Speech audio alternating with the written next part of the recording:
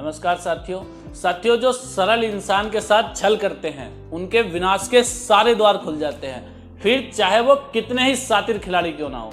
आइए एक कहानी से समझते हैं। साथियों, दो दोस्त थे, उन्होंने मिलकर कोई बिजनेस करने की सोची। बहुत दिमाग लगाने के बाद उन्होंने सोचा कि एक रेस्टोरेंट ओपन करते हैं। दोनों ने मान भी लिया, रेस्टोरेंट ओपन किया और रेस्टोरेंट उन्होंने बहुत समझदारी से, बहुत प्यार से, बहुत अच्छे से चलाया। बहुत अच्छी सर्विस प्रोवाइड कराते थे साथियों। तो वो किसी स्तर से लेकर किसी नेक्स्ट लेवल तक उस रेस्टोरेंट को ले गए। बहुत सारी धन संपत्ति इकट्ठी कर ली, बहुत अच्छा उनका रेस्टोरेंट चल रहा था साथियों।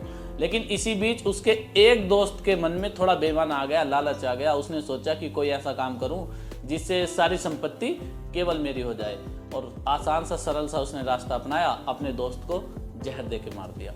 और उसी दिन साथियों उसने अपनी किस्मत में विनाश लिख लिया। ये तो बात यहीं रह गई, सारी संपत्ति उसकी हो गई और जितना धन दौलत थी वो सब उसके पास थी। उसने बहुत गांव में ज़मीन जायदाद, खेती बाड़ी की ज़मीन ले ली, प्लॉट ले लिए, एक रेस्टोरेंट से 4 रेस्टोरेंट कर लिए, सारी संपत्ति होगी। और भी बिजनेस में उसने इन्वेस्ट कर दिया।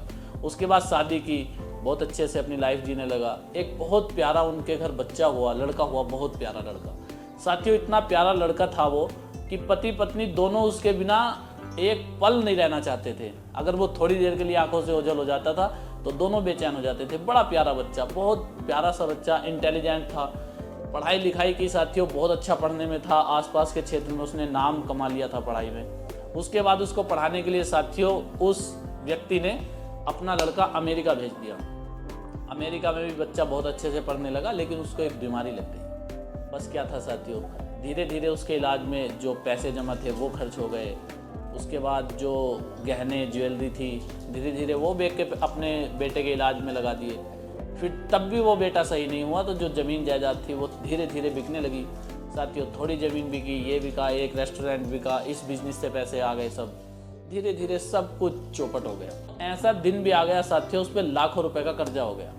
और फिर एक दिन अस्पताल में अपने बेटे का सर अपनी गोद में रख के बोला, बेटा अब तो कुछ नहीं बचा, अब मैं क्या करूँ, अब कैसे तेरा इलाज कराऊँ।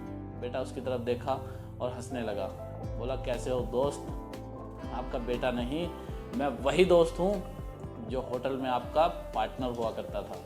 मैं तो अपना हिस्सा लेने आया था, लेकिन तुम्हारे कर्मों की वजह से जो तुम्हारा हिस्सा था वो भी तुम्हारे पास नहीं बचा। ठीक है दोस्त, चलते हैं, अपना हिसाब बराबर हुआ। इतना कहकर साथियों उस लड़के ने वहीं उसकी गोद में दम तोड़ दिया। इस कहानी से साथियों में ये सीख मिलती है, कभी किसी के साथ बेईमाना करके या किसी की संपत्ति, किसी का कुछ हड़प के बहुत खुश नहीं होना है। क्योंकि ऐसा तो नहीं है, ये बिल्कुल सच है कि जब भी किसी के साथ छल बेईमाना करोगे या दूसरे का कुछ ले लोगे तो एकदम तो तुम्हारे साथ बहुत बुरा नहीं होने वाला, लेकिन इंसाफ एक दिन जरूर होगा। जब उसने अपने दोस्त की संपत्ति ली, अपने दोस्त को जहर दे के मारा, एकदम तो उसका कुछ बुरा नहीं हुआ, सारी संपत्ति उसकी हो गई, लग्जरी लाइफ जीने लगा, परिवार बहुत अच्छे से बस गया। लेकिन उसका हिसाब तो होना था। जब हिसाब होने आया सब कुछ चला गया। कहते हैं ऊपर वाले की लाठी में आवाज़ नहीं होती, लेकिन इंसाफ पूरा होता है। ठीक है साथियों, मिलते हैं नेक्स्ट वीडियो में। जय हिंद, जय भारत।